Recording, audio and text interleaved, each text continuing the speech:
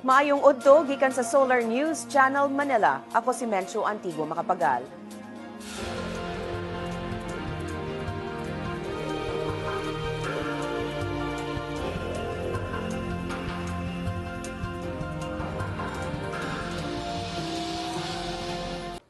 Nagkadaghan na ang patay human ang linog sa Kabisayan. Mihimo og dakong danyo sa mga residente sa Maribohok ang pagkadaot sa Abatan Bridge sa Bohol tungod sa linog. Padayon ang pagpangandam sa Baguio City batok sa linog sukad nahitabo ang 1990 Luzon earthquake. O gisugdan na sa Davao City ang pagpanakop sa mga abusadong drivers sa uso-uso jeepney sa syudad. Misaka na sa 158 ang patay tungod sa 7.2 magnitude nga linog nga miigo sa Kabisayan ni adtong Martes. Sigon sa National Disaster Risk Reduction and Management Council, 146 sa mga namatay gikan sa Bohol, 11 gikan sa Cebu ug usa gikan sa Siquijor. Misaka sab sa sobra 300 katawo ang samdan ug 21 ang missing gikan sa Bohol, samtang tulo ang na-rescue gikan sa mga probinsya sa Cebu, Bohol ug Siquijor. Matod sa NDRRMC, halos 672,000 kapamilya o mga 3.4 million katawo ang apektado sa linog sa Region 7. Sigon sa Philippine Institute of Volcanology and Seismology, CONFIVOLCS, libuan na ka-aftershocks ang nasinati sa giingong lugar sa Kabisayan. Pagkakaroon, mikabat na sa 179 million pesos ang kantidad sa mga nadanyos nga dalan ug taytayan sa Cebu. Hinuon miabot na sa 75% sa power supply sa Bohol ang gibalik na. Apan sigon sa NDRRMC, duha hangtod sa 3 ka adlaw pa ang hulaton una ibalik ang supply sa kuryente sa Maribohok, Carmen ug Macaas. Nakasinati og duha ka kusog nga aftershock ang Tagbilaran City sa Bohol kaganinang buntag. Sigon sa PHIVOLCS, usa ka magnitude 4.4 nga aftershock ang nasinati sa 34 kilometers northeast sa Tagbilaran City kaganinang 6:19 sa buntag. Nakasinati og intensity 3 nga linog ang Lapu-Lapu City. Kapin sa oras ang milabay, nakasinati na sab og magnitude 5.5 nga aftershock ang Tagbilaran City. Miigo ang aftershock sa 18 kilometers northwest sa Tagbilaran City kaganinang 7:37 sa buntag. Hinungdan nga nasinati ang intensity 6 nga linog sa Tagbilaran City, intensity 4 sa Dumaguete City, Lapu-Lapu City ug Sibulan, Negros Oriental, ug intensity 2 sa Maasin, Southern Leyte ug Mambahaw, Camiguin.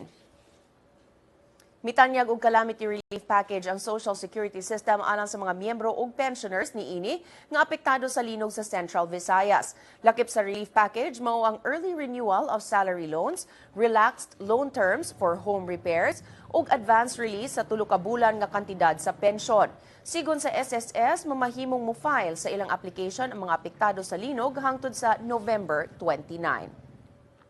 Nagkahiusa ang mga sektor sa civic, religious, media ug academe sa Northern Mindanao sa paghatag og hinabang sa mga biktima sa linog sa Kabisayan. Si Cheng Ordonez adunay detalye. Cheng? Menchu, ipalabang na sa City Council sa Cagayan de Oro ang resolusyon pag-release sa financial assistance alang sa Bohol. Sigon sa Department of Social Welfare and Development Regional Field 10 Head Attorney Araceli Solamillo, andam na ang DSWD sa rehiyon nga mo-deploy og tao ug muhatag og relief ngadto sa Bohol. Doon na sa shipping line nga naglawig sa Cagayan de Oro ug Visayas nga mitanyag og interes pag-deliver sa mga relief padulong sa Bohol. Kaganiyang buntag lang giawhag sa relihiyosong pundok ang mga Boholano sa Cagayan de Oro nga makighiusa sa paghatag og hinabang alang sa ilang mga kababayan. Mitanyag sab og hinabang ang nagkalain-laing academic institutions dinhi sa rehiyon aron sa paghatag og hinabang alang sa mga apektado sa linog sa Kabisayan. Menchu. Daghang salamat, Cheng Ordonez, reporting gikan Cagayan de Oro City. Sa pagbalik sa Solar News Cebuano, padayon gihapon ang pagpangandam sa Baguio City alang sa linog. Ang detalye sa among pagbalik.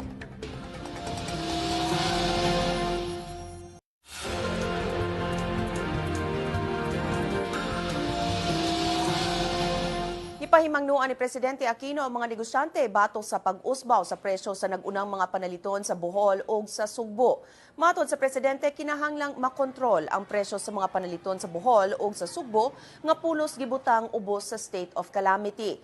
Ubos sa balaod, kinahanglan walay increase sa presyo sa mga panaliton sulod sa duha ka bulan sa mga lugar ubos sa state of calamity. Posibleng mapasakaan og kaso ang mga makalapas sa balaod. Gibutyag sa duha ka kongresista sa Sugbo nga maglisod sila pagresponde ngadto sa mga naapektuhan sa linog tungod kay wala sila'y pork barrel. Matod ni Cebu 3rd District Representative Gwendolyn Garcia, migamit na siya sa iyang personal nga kwarta aron hatagag hinabang ang mga apektadong mga pamilya. Nangayo sab si Cebu City South District Representative Rodrigo Abellanosa ug hinabang gikan sa ubang mga ahensya sa gobyerno sama sa DPWH. Gipasabot ni House Appropriations Committee Chair Isidro Ungab nga ang calamity fund gikan sa executive maoy labing daling pamaagi aron pagkuhag pondo alang sa mga biktima sa linog. Gianunsyo sa buhatan sa Department of Foreign Affairs sa Sugbo nga mibalik na ang regular nga passport ug consular services. Kini human gideklara sa management sa Pacific Mall sa Mandaue City nga nahimutangan sa DFA Consular Office sa Sugbo nga luwas ang buhatan bisan sa linog ni adtong Martes. Bukas sab sa DFA Cebu karong Domingo, Oktubre 20 aron matagad ang mga transaksyon dihang gihunong ang operasyon sa buhatan atol sa linog. I-control sab sa DFA ang gidaganon sa mga musulod sa ilang buhatan aron masiguro ang kaluwas sa opisina. Human sa 23 katuig, ang Baguio City padayon pa sa pagpaligon sa mga edipisyo niini aron kapugnan ang samang kadaot sa July 16, 1990 Luzon earthquake. Matud ni City Building and Architecture Office Structural Engineer Januario Borillo, aduna pay 20 ka buildings kasagaran residential structures nga wala pa katuman sa mando sa syudad alang sa pag-reinforce o pag-retrofit sa ilang structures. Matud ni Borillo, samtang mituman na ang mga bag-ong building sa National Building Code of the Philippines, aduna pay mga structures gawas sa sentro sa syudad nga wala mohimo og aksyon pagpalig-on sa ilang building. Mauni hinungdan nganong gimando sa kagamhanan ang demolition sa kapin 50 ka building sa milabayng duha ka dekada nga apektado sa 1990 earthquake. Si Mayor Mauricio Dumogan miingon nga padayon gihapon ang regular earthquake drills sa mga eskwelahan, ilabi na matag July 16 paghinumdum sa 1990 earthquake. Padayong gibantayan sa syudad ang upat ka minor faults nga mitadlas sa syudad. Kini ang Luacan, Mirador, San Vicente ug Burnham faults. Kung sa structural, lalo na yung mga kahoy, i-retrofit na nila yung mga poste, by papalitan nila yung mga ganun. Papalitan nila yung mga poste by replacing with siguro mga steel sections o kaya concrete sections. The post-evaluation report after the killer earthquake of July 16, 1990. Anong lumabas? Yung lumabas sa technical report ng mga engineers, foreign as well as local, talagang yung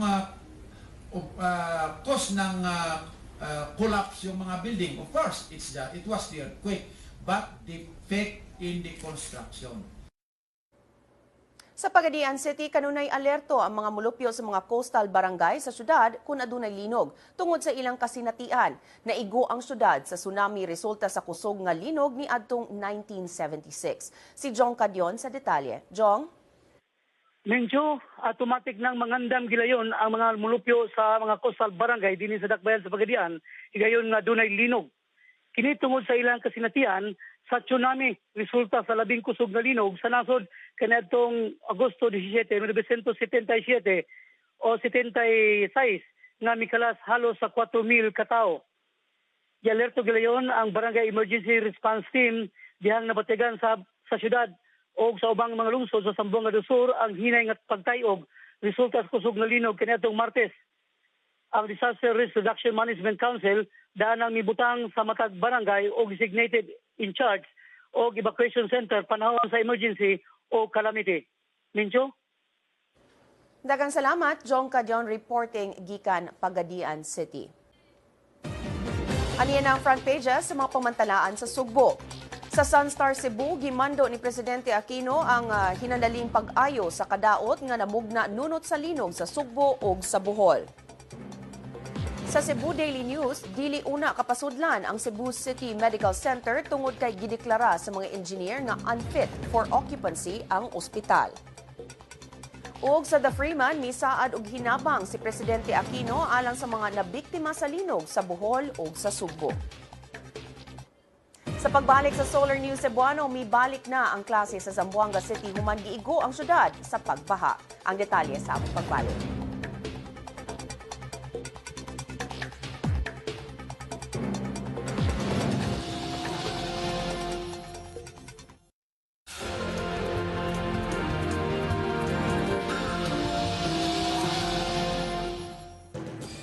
Atong sayron ang mga front pages sa mga pamantalaan sa Mindanao. Sa bandera Mindanao, nagkadaghan ang mga nangamatay tungod sa linog nga mitayog sa Bohol o sa Sugbo ni adtong Martes. Sa Mindanao Daily, Northern Mindanao, gibutsyag ni Misamis Oriental Governor Vicente Yevgeny Emano nga giprograma ang report sa COA aron mapauwawan ang oposisyon sa lalawigan. Sa Mindanao Daily, Western Mindanao, natanggong ang pondong kwarta alang sa sulo ug tawi-tawi sa Zamboanga City. Sa Mindanao Daily, Caraga, usa ang patay ug usa ang nasikop atol sa engkwentro tali sa militar ug sa mga sakop sa NPA sa Santiago, Agusan del Norte. Ug sa Mindanao Daily, Davao, wala gihapon magkasabot ang gobyerno ug ang MILF alang sa Bangsamoro Framework Agreement. Kung buot ninyo matanaw pag-usab ang episode karon sa Solar News Cebuano, i-like ang among Facebook page, Solar News Cebuano. Bisitahi sab ang among website, www.solarnews.ph. Alang sa inyong mga sugyot o komentaryo, mahimo sab ninyong kining email sa solarnewscebuano@solartv.ph. Og mao kadto ang Solar News Cebuano. Hangtod ug mapuhon, ako si Menchu Antigua Macapagal. Daghang salamat ug maayong hapon.